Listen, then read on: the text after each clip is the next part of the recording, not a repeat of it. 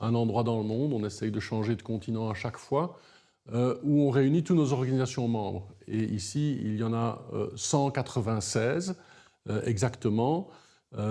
Et donc, on se réunit pendant une semaine, on élit le bureau international. J'étais déjà vice-président sous la mandature précédente, et là, je me suis présenté à la présidence.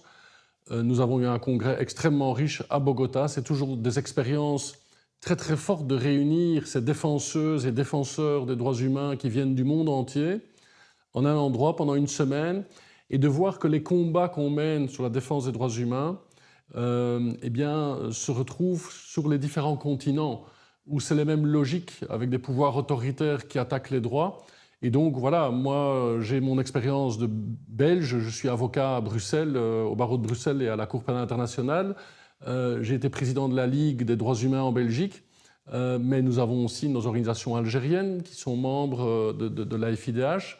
Depuis Alger même? Alors, vaste débat, oui. C'est qu'elles ne peuvent plus être depuis Alger même. La Ligue algérienne de défense des droits de l'homme a été dissoute, comme vous le savez, et est en exil et continue son combat. Comme la LAD d'ailleurs, la Ligue algérienne de défense des droits de l'homme. Tout à fait, et donc, qui est donc notre organisation membre. Il y a le collectif des familles de disparus en Algérie, il y a Riposte Internationale, qui sont nos 3 organisations algériennes.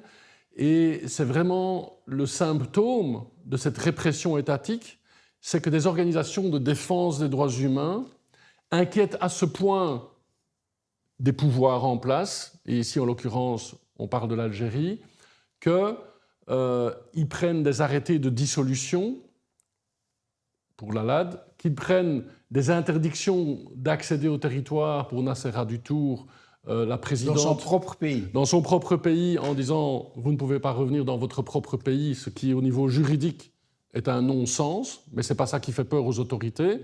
Ou alors,